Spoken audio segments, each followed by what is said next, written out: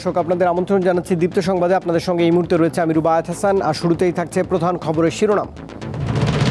ঢাকা বিশ্ববিদ্যালয়ে যুবককে পিটিয়ে হত্যার তীব্র প্রতিবাদ, রাজনীতি বন্ধ করল সিন্ডিকেট। বিশ্ববিদ্যালয়ে হত্যার নিন্দা জানালেন বৈষম্য বিরোধী শিক্ষার্থীরা, আইন উপদেষ্টার অসন্তুষ্টি। কোনো রকম আইন নিজের হাতে তুলে নেওয়া এগুলি কোনোভাবেই অ্যাকসেপ্ট করা হবে না। বিচার বহির্ভূত হত্যাকাণ্ড কোনোভাবেই অ্যাকসেপ্ট করা হবে না। মানুষ হত্যার অপরাধে শেখ হাসিনা ও আওয়ামী লীগের বিচার হবে বললেন মির্জা ফখরুল। সাবেক ভূমিমন্ত্রী সাইফুজ্জামানের বিদেশে অঢেল সম্পদের খবরে বইছে সমালোচনার ঝড়।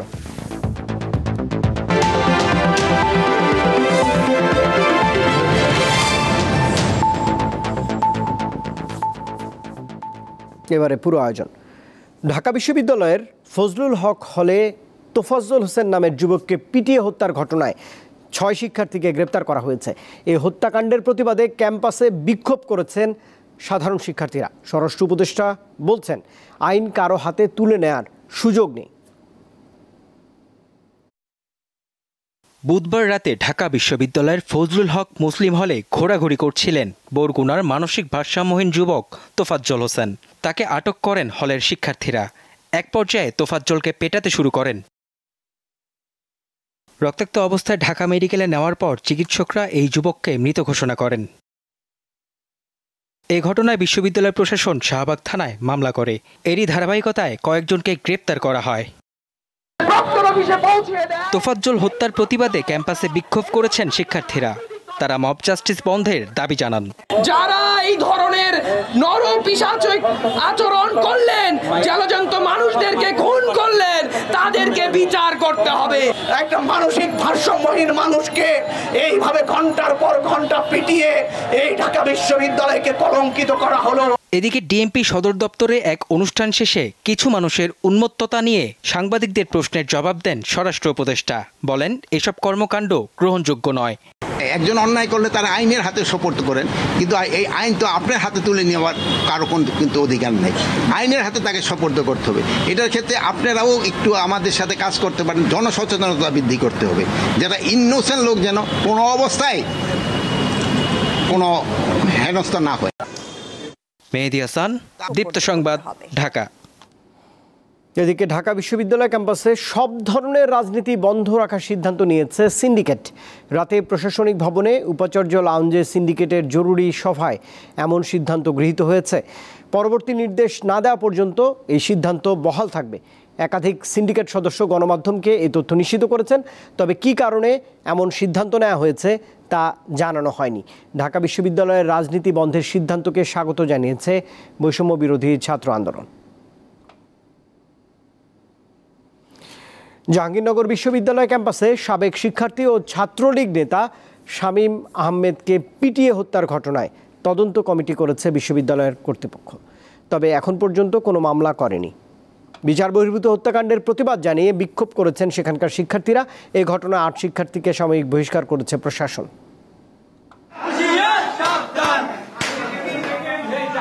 এভাবেই জাহাঙ্গীরনগর বিশ্ববিদ্যালয় শাখা ছাত্রলীগের সাবেক সাংগঠনিক সম্পাদক শামীম মোল্লাকে নির্যাতন করে কিছু শিক্ষার্থী। পরে বিশ্ববিদ্যালয়ের প্রক্টর দপ্তরের সদস্যরা তাকে নিজেদের কার্যালয়ে নিয়ে যায়। সেখানেও শামীমের উপর দ্বিতীয় দফায় চলে নির্যাতন। রাতে আহত অবস্থায় তাকে পুলিশে সোপর্দ করা হয়। পুলিশ শামীমকে সাভারের গণস্বাস্থ্য হাসপাতালে ভর্তি করে। পরে চিকিৎসাধীন অবস্থায় সে মারা যায়। শামীমের মৃত্যুর খবর ছড়িয়ে পড়লে জাহাঙ্গীরনগর বিশ্ববিদ্যালয় ক্যাম্পাসে বিক্ষোভ করে সাধারণ শিক্ষার্থীরা। রাস্তাঘাটে মানুষ আমরা পিটিয়ে মেরে ফেলি, তাহলে মানে বৈষম্যটা দূরীভূত কোথায় হলো? এই ধরনের ঘটনা আসলেই কাম্য না। আমরা তীব্র নিন্দা প্রতিবাদ জানাই। প্রতিবাদ বিক্ষোভে যোগ দেয় বিভিন্ন ছাত্র সংগঠনের নেতাকর্মীরা। আমরা বিশ্ববিদ্যালয়ের সাধারণ শিক্ষার্থী এবং ছাত্র দলের নেতাকর্মীদের আহ্বান জানাই, তারা যেন কোনো ধরনের আইন নিজের হাতে তুলে না নেয়। বিশ্ববিদ্যালয়ে শিক্ষার পরিবেশ নষ্ট হয় এমন কোনো কর্মকাণ্ডে যাতে আমাদের ছাত্র দলের নেতাকর্মীরা নিজেদের সম্পৃক্ত না করে, আমরা তাদের এই বিষয়ে সতর্ক করছি। এই এই নিরপেক্ষ তদন্তের মাধ্যমে যে সকল অভিযুক্তদের নাম উঠে আসবে, বিশ্ববিদ্যালয় প্রশাসন এই সকল অভিযুক্তদের বিরুদ্ধে দ্রুত আইনগত ব্যবস্থা নেবে। ঘটনা তদন্তে কমিটি গঠন করেছে বিশ্ববিদ্যালয়ের প্রশাসন। ভিডিও ফুটেজ দেখে দায়ীদের শনাক্তের কাজ চলছে বলে জানান প্রক্টর। এই ঘটনাটি অত্যন্ত নিন্দনীয়। এই ঘটনায় জাহাঙ্গীরনগর বিশ্ববিদ্যালয়ের পরিবার মর্মাহত। দোষীদেরকে চিহ্নিত করে আমাদের কিছু ভিডিও ফুটেজ আছে, আমরা সেগুলো দেখে এবং একটা তদন্ত কমিটি করার জন্য সিদ্ধান্ত নিয়েছেন এবং ভিডিও ফুটেজ দেখে দোষীদেরকে শনাক্ত করে বিশ্ববিদ্যালয়ের যে আইন আছে সেটা অনুযায়ী ব্যবস্থা গ্রহণ করবেন বলে সিদ্ধান্ত নিয়েছেন। শিক্ষার্থীরা জানান তারা বিচার বহির্ভূত কোনো হত্যাকাণ্ড সমর্থন করেন না। দীপ্ত, বার্তাকক্ষ। এদিকে জাহাঙ্গীরনগর বিশ্ববিদ্যালয়ের সাবেক শিক্ষার্থীকে পিটিয়ে হত্যার ঘটনায় জড়িত থাকার অভিযোগ ওঠায় বৈষম্য বিরোধী ছাত্র আন্দোলনের সমন্বয়ক আহসান লাবিবকে অব্যাহতি দেওয়া হয়েছে। সন্ধ্যায় এক আনুষ্ঠানিক বিবৃতির মাধ্যমে এই তথ্য জানান জাহাঙ্গীরনগর বিশ্ববিদ্যালয়ের সমন্বয়করা। বিবৃতিতে তারা জানিয়েছেন সুষ্ঠু তদন্ত শেষ না হওয়ার আগ পর্যন্ত এই অব্যাহতি বহাল থাকবে। তদন্ত সাপেক্ষে দোষী সাব্যস্ত হলে আহসান লাবিবের উপযুক্ত শাস্তির দাবি জানিয়েছেন সমন্বয়করা।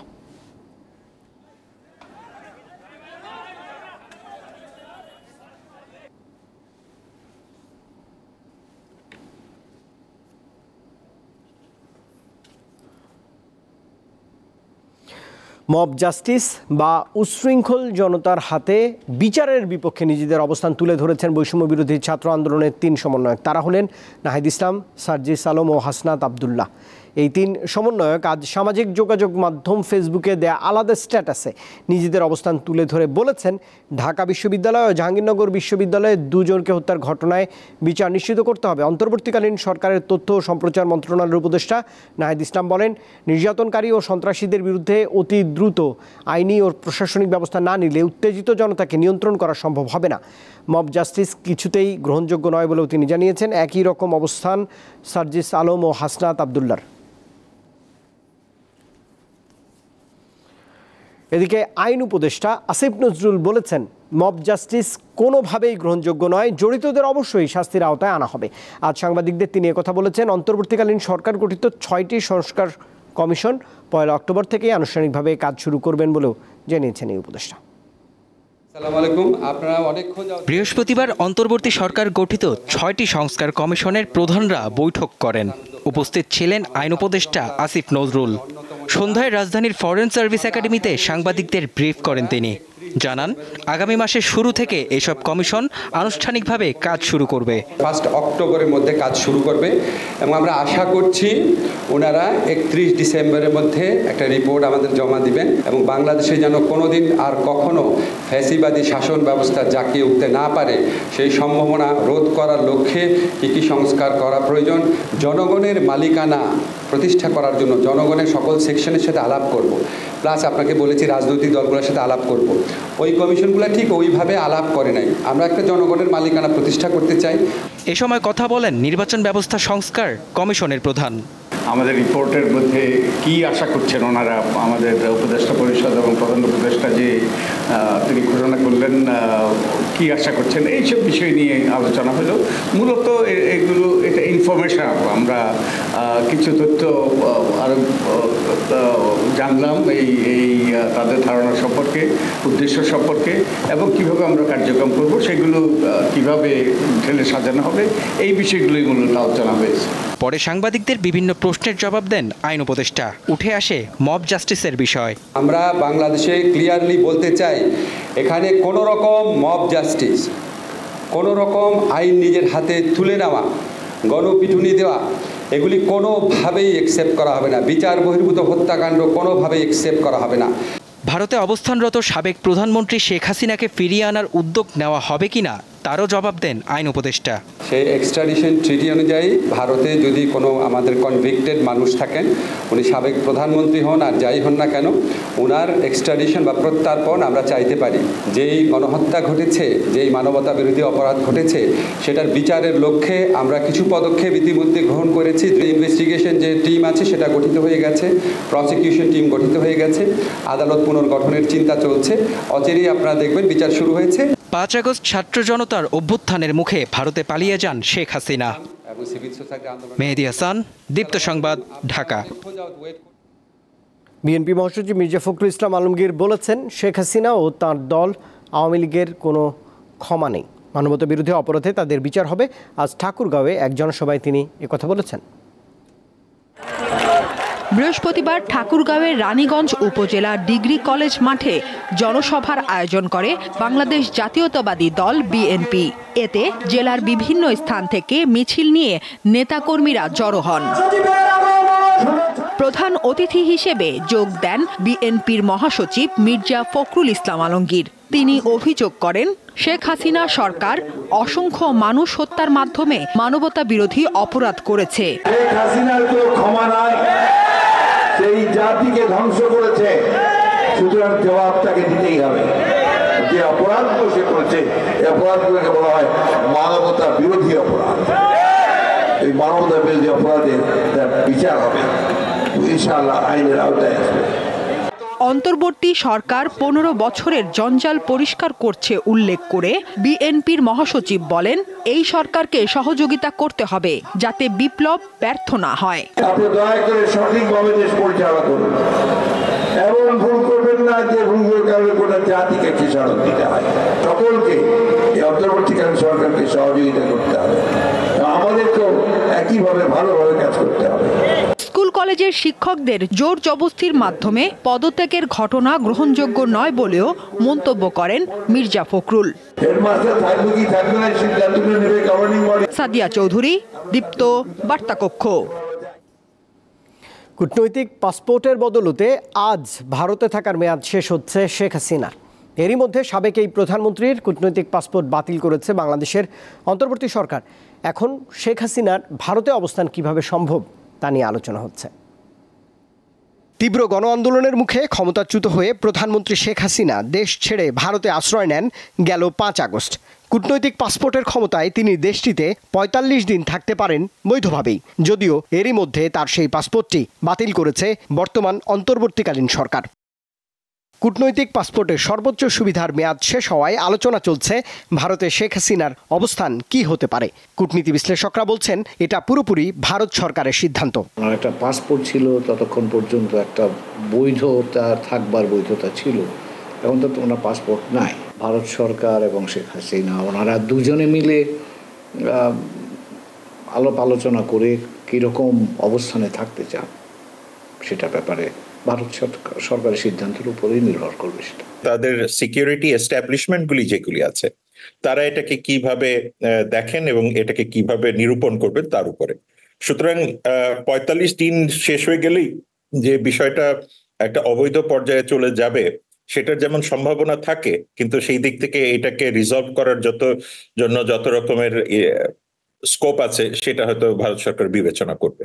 এরই মধ্যে ভারতের সঙ্গে বাংলাদেশের বর্তমান পররাষ্ট্র নীতি নিয়েও এক ধরনের উৎকণ্ঠা দেখা দিয়েছে। বিশেষজ্ঞরা মনে করছেন, ভারতকে বাংলাদেশের নতুন সামাজিক ও রাজনৈতিক বাস্তবতা অনুধাবন করতে হবে। ভারতের জন্য যথেষ্ট প্রস্তুতির ঘাটতি আছে বাংলাদেশের সাথে যুক্ত হওয়ার জন্য, এবং ভারতের সেই ক্ষেত্রে পররাষ্ট্র নীতিতে আমার মনে হয় তারা যে পর্যন্ত একটা ক্রেডিবল, ট্রাস্টওয়ার্দি অ্যান্ড কনফিডেন্স অনুযায়ী কনফিডেন্স তৈরি করার মতো উপাদান না নিয়ে বাংলাদেশের কাছে যদি সম্পর্ক অত্যন্ত ভালো আশা করেন, সেই জায়গাতে আমার মনে হয় যে হোঁচট খাওয়ার সম্ভাবনা আছে। ভারতের দৃষ্টিভঙ্গি প্রাথমিকভাবে একটু ভিন্ন ছিল, অথবা তাদের বুঝতে একটু অসুবিধা হয়েছিল। গতকাল ভারতের পররাষ্ট্রমন্ত্রী যে কথা বলেছে তাতে আমার মনে হয় যে একটু তারা তাদের উপলব্ধিটার মূল্যায়ন করছেন। আবার আমাদের পারস্পরিক নির্ভরশীলতা আছে, সো আমি মনে করি যে এই উপলব্ধিটা যদি ভারতের এসে থাকে তাহলে সম্পর্ককে স্বাভাবিক জায়গায় নিয়ে যেতে সহায়ক হবে। 1975-এর 15 আগস্টের পরও ভারতে আশ্রয় নিয়েছিলেন সাবেক প্রধানমন্ত্রী শেখ হাসিনা। রুবায়েত হাসান, দীপ্ত সংবাদ, ঢাকা। অন্তর্বর্তীকালীন সরকার অধ্যাদেশ 2024-এর খসড়া চূড়ান্ত অনুমোদন দিয়েছে উপদেষ্টা পরিষদ। আজ উপদেষ্টা পরিষদের নিয়মিত বৈঠকে এই অনুমোদন দেওয়া হয়। পরে সন্ধ্যায় মন্ত্রিপরিষদ বিভাগ থেকে পাঠানো এক সংবাদ বিজ্ঞপ্তিতে এই তথ্য নিশ্চিত করা হয়েছে। 8 আগস্ট ডক্টর ইউনূসের নেতৃত্বে অন্তর্বর্তীকালীন সরকার গঠিত হয়েছিল।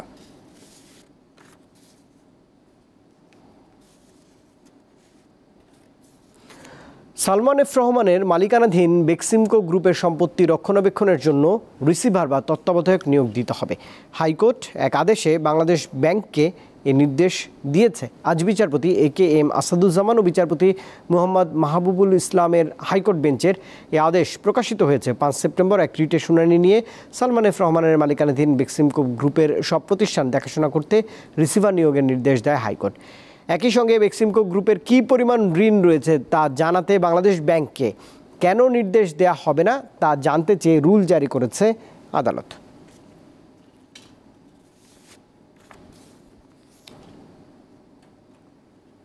সাবেক ভূমিমন্ত্রীর বিদেশে অঢেল সম্পত্তি গড়ে তোলার বিষয়টি রাষ্ট্রযন্ত্রের ব্যর্থতা বলে মনে করেন ঢাকা বিশ্ববিদ্যালয়ের উন্নয়ন অধ্যয়ন বিভাগের অধ্যাপক কাজী মারুফুল ইসলাম। আজ দীপ্ত টেলিভিশনকে এক সাক্ষাৎকারে তিনি কথা বলেছেন। দেখুন, যে রিপোর্টটা আল জাজিরাতে প্রকাশিত হয়েছে এই তৎকালীন ভূমিমন্ত্রী বা ভূমি প্রতিমন্ত্রীর দুর্নীতি সংক্রান্ত, অর্থ পাচার সংক্রান্ত, সেটা পরিষ্কারভাবে আমাদের কাছে একটা জিনিস স্পষ্ট করে তোলে। সেটা হচ্ছে যে বাংলাদেশে একটা দুর্বৃত্তায়িত শাসন ব্যবস্থা একটা বর্তমান ছিল, যে শাসন ব্যবস্থার ফলে যে প্রতিষ্ঠানগুলো কাজ করার কথা, অর্থাৎ কোনো একটা দেশের অর্থনীতিকে নিয়ন্ত্রণ করার জন্য, বিশেষ করে এরকম পাচার রোধের জন্য যে সমস্ত প্রতিষ্ঠানগুলো কাজ করার কথা, যেমন আমাদের কেন্দ্রীয় ব্যাংক এবং অন্যান্য যে বাণিজ্যিক ব্যাংক সমূহ যাদের মাধ্যমে করেছে, এবং কেন্দ্রীয় ব্যাংকের যে ফাইন্যান্সিয়াল ইন্টেলিজেন্স ইউনিট যারা এটা তদারকি করার দায়িত্ব, এই সকল প্রতিষ্ঠানগুলো সহ ও আমাদের দুর্নীতি দমনের সঙ্গে যে সমস্ত প্রতিষ্ঠান যুক্ত, এই প্রতিষ্ঠানের কোনোটাই ঠিক মতন কাজ করেনি। দেশে সেপ্টেম্বরে ডেঙ্গুতে আক্রান্ত মৃত্যু আগের মাসের চেয়ে বেড়েছে। বিলম্বিত বর্ষা আর বিভিন্ন জায়গায় পানি জমে থাকায় মশার বিস্তার বাড়ছে বলে মনে করেন বিশেষজ্ঞরা। তবে গত বছরের তুলনায় এবার ডেঙ্গুর প্রকোপ কম। এডিস মশা নিধনে কার্যক্রম শুরু করেছে ঢাকা উত্তর সিটি কর্পোরেশন। এদিকে 24 ঘন্টাতে ডেঙ্গুতে 3 জনের প্রাণ গেছে। হাসপাতালে ভর্তি রয়েছেন 887 জন। চলতি সেপ্টেম্বরে ডেঙ্গু আক্রান্ত 8,000-এর বেশি রোগী শনাক্ত হয়েছে। মারা গেছেন 30 জনের বেশি। আক্রান্তের হারে পুরুষ বেশি হলেও মারা যাচ্ছেন নারীরা বেশি। তবে ডেঙ্গুতে মৃত্যু এবং আক্রান্ত গত বছরের তুলনায় অনেক কম। স্বাস্থ্য অধিদপ্তরের তথ্যে দেখা যায়, গত বছর 1 জানুয়ারি থেকে 18 সেপ্টেম্বর পর্যন্ত ডেঙ্গুতে মৃত্যু ছিল 839 জনের, আর চলতি বছরে এই সংখ্যা 119 জন। ডেঙ্গুতে আক্রান্ত ছিল 1.5 লাখের বেশি, কিন্তু এবছর মোট রোগী 18,000-এর বেশি। এর কারণ হিসেবে সাধারণ মানুষ আগের চেয়ে সচেতন হয়েছেন বলে মনে করেন স্বাস্থ্য কর্মকর্তারা। মানুষ সচেতন হয়েছে আগের চেয়ে, এবং সিটি কর্পোরেশনগুলো একটু অ্যাক্টিভ হয়েছে আগের চেয়ে। তাদের যে পরিষ্কার পরিচ্ছন্নতা কার্যক্রম সেটা তারা ভালোভাবে করছে। মানুষও নিজের ঘর বাড়ির আশেপাশে পরিষ্কার রাখছে। তবে বৃষ্টির পর পানি জমলে মশা হবেই, তাই মশা নিধনের জন্য উন্নত কিছু পন্থা প্রয়োগের পরামর্শ কীটতত্ত্ববিদের। ডেঙ্গুর রোগীর যে ঠিকানা, যেই স্থানে ডেঙ্গু রোগী বাস করেন বা যে হাসপাতালে ডেঙ্গু রোগী আছেন, সেই বাড়ি বা হাসপাতালকে কেন্দ্র করে 200 মিটারের মধ্যে ফগিং করে উড়ন্ত মশাগুলোকে মেরে দিতে হবে, লার্ভাকে মেরে ফেলতে হবে, এবং ওই বাড়ির মানুষকে সচেতন করতে হবে যেন কোনোভাবেই তারা মশারি ছাড়া না ঘুমান। এদিকে এডিস মশা নিয়ন্ত্রণের সচেতনতা কার্যক্রম শুরু করেছে ঢাকা উত্তর সিটি কর্পোরেশন। সোর্সটাকে আইডেন্টিফাই করে আমরা মূলত ইন্টারভেনশনটা করে থাকি।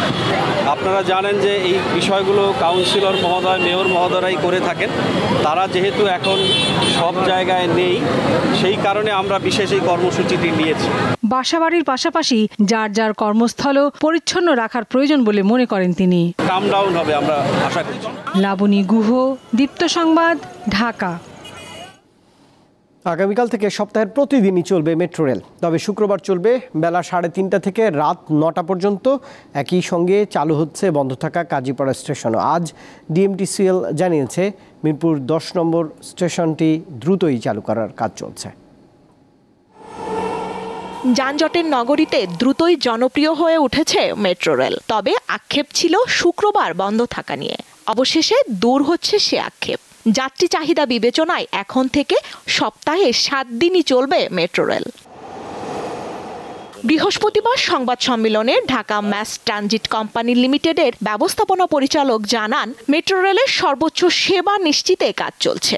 আমরা আগামী শুক্রবার অর্থাৎ 20 তারিখ 3:30 থেকে শুরু হচ্ছে আমাদের 7 দিনে মেট্রো রেলের যাত্রা। উত্তর থেকে 3:30 থেকে 9টা, আর মধ্যদিল থেকে এটা 3:50 থেকে রাত 9:40 পর্যন্ত শুরু হবে। 3:50 রাত 9:40 শেষ ট্রিপ উত্তরার দিকে ছেড়ে যাবে। তিনি জানান, ভাঙচুরে ক্ষতিগ্রস্ত কাজীপাড়া স্টেশন মেরামত করা হচ্ছে। এতে খরচ হয়েছে 20,50,000 টাকা। মিরপুর 10 নম্বর স্টেশন চালু হতে সময় লাগবে।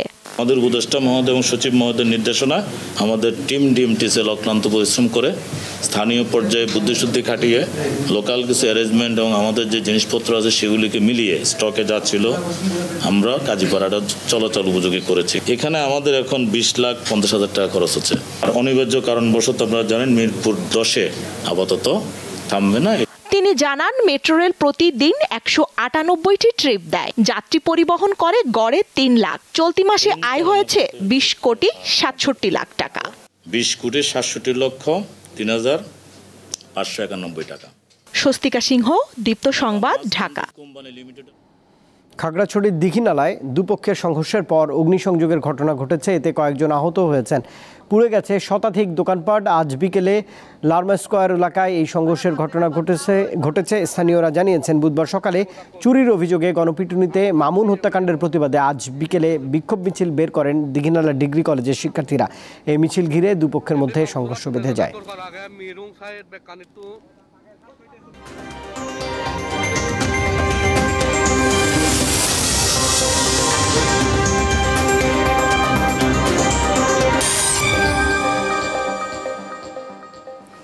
লেবাননে পেজারের পর এবার বিভিন্ন স্থানে ওয়াকিটকি বিস্ফোরণের ঘটনা ঘটেছে। এতে প্রাণ গেছে অন্তত 20 জনের আর আহত হয়েছে 450 জন।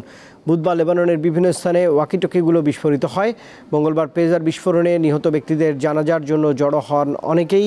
ঠিক তখনই বিরাট বিস্ফোরণে এলাকাটি কেঁপে ওঠে। এর আগে মঙ্গলবার হিজবুল্লাহ সদস্যদের ব্যবহার করা কয়েক হাজার পেজার একযোগে বিস্ফোরিত হয়। 2 দিনের বিস্ফোরণের ঘটনায় ইসরায়েলকে দায়ী করেছে হিজবুল্লাহ।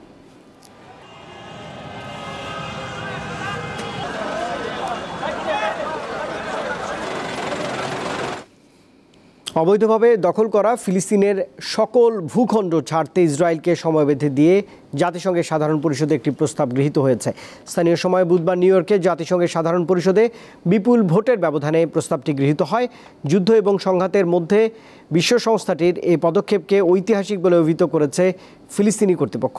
প্রস্তাবের পক্ষে ভোট দেয় 124টি দেশ। যুক্তরাষ্ট্র, ইসরায়েল, আর্জেন্টিনা সহ বিপক্ষে ভোট দেয় 14টি দেশ। আর ভারত সহ ভোট দেয়া থেকে বিরত ছিল অন্তত 43টি দেশ। আর দর্শক, এই খবরের সঙ্গেই শেষ করছি দীপ্ত সংবাদ। তবে শেষ করার আগে প্রধান খবরের শিরোনাম জানাবো আরেকবার। ঢাকা বিশ্ববিদ্যালয়ের যুবককে পিটিয়ে হত্যার তীব্র প্রতিবাদ। রাজনীতি বন্ধ করল সিন্ডিকেট। বিশ্ববিদ্যালয়ে হত্যার নিন্দা জানালেন বৈষম্য বিরোধী শিক্ষার্থীরা। আইন উপদেষ্টার অসন্তুষ্টি। মানুষ হত্যার অপরাধে শেখ হাসিনা ও আওয়ামী লীগের বিচার হবে বললেন মির্জা ফখরুল। সাবেক ভূমিমন্ত্রী সাইফুজ্জামানের বিদেশে অঢেল সম্পদের খবরে বইছে সমালোচনার ঝড়।